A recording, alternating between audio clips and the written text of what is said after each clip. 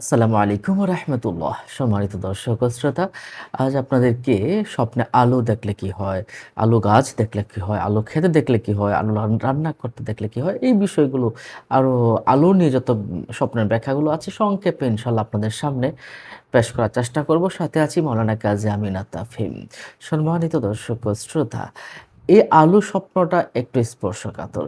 কারণ হলো আল্লামা মুহাম্মদ ইবনে সিরিন রহমাতুল্লাহ আলাইহি তিনি একরকম ব্যাখ্যা করেছেন এবং উনার ব্যাখ্যাটাই আমি যুক্তিযুক্ত বলে মনে করি এবং আমিও রিসার্চ করে দেখেছি এই বিষয়গুলো। সম্মানিত দর্শক ও শ্রোতা, যদি আপনি আমি শুরুতেই আল্লামা মুহাম্মদ ইবনে সিরিন রহমাতুল্লাহ আলাইহির স্বপ্নের ব্যাখ্যাটা একটু জানাতে চাচ্ছি। আপনি যদি স্বপ্নে আলো দেখেন, এই আলো যদি দেখেন তাহলে বুঝবেন আপনার অনেক কঠিন কাজটা হয়ে যাবে, ঠিক আছে।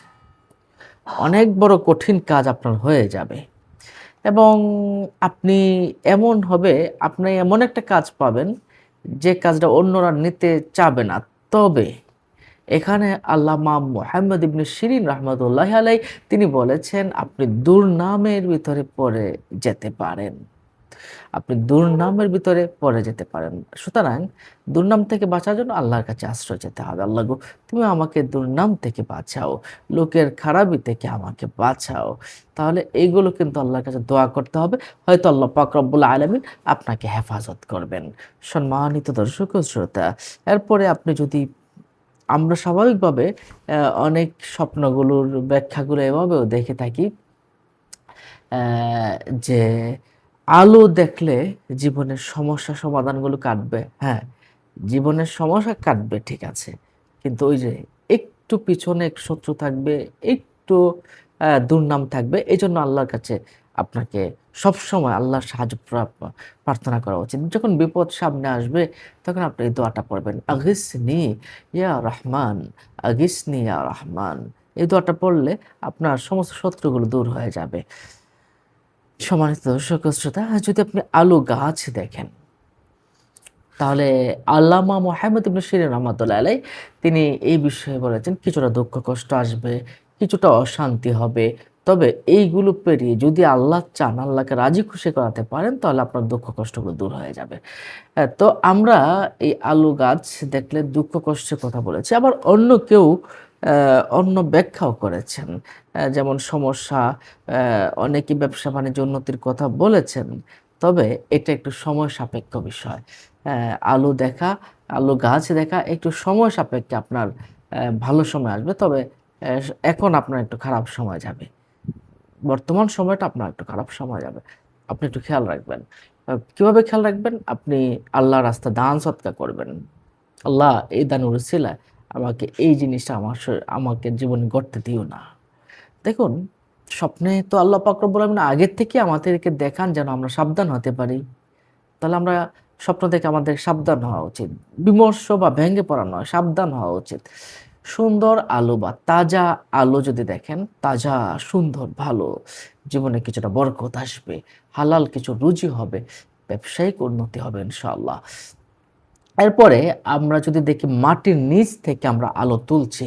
মাটির নিচ থেকে আলো তোলা মানে হলো আপনার কাঙ্ক্ষিত কিছু সফলতা হবে।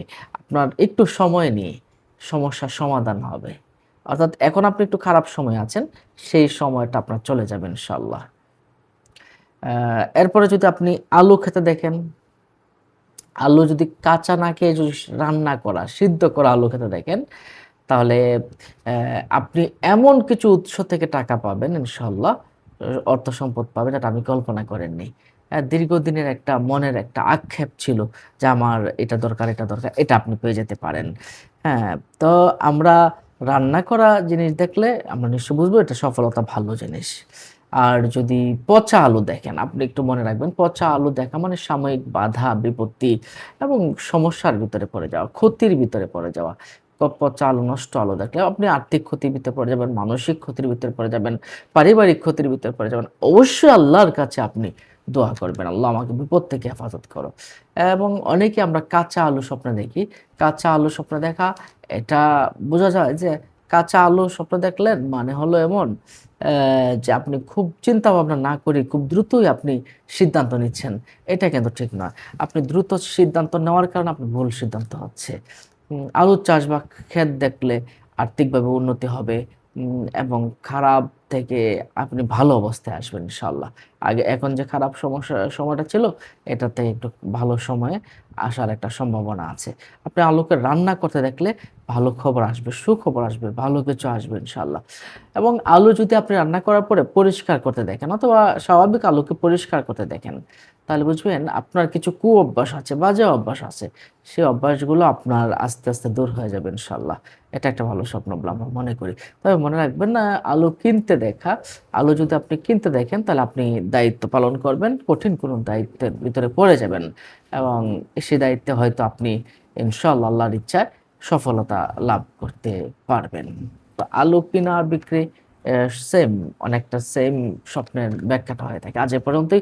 আপনাদের কোনো প্রশ্ন থাকলে আমাদের কমেন্ট বক্সে প্রশ্ন করতে পারেন। ভালো থাকুন, সুস্থ থাকুন। আসসালামু আলাইকুম ওয়া রাহমাতুল্লাহ।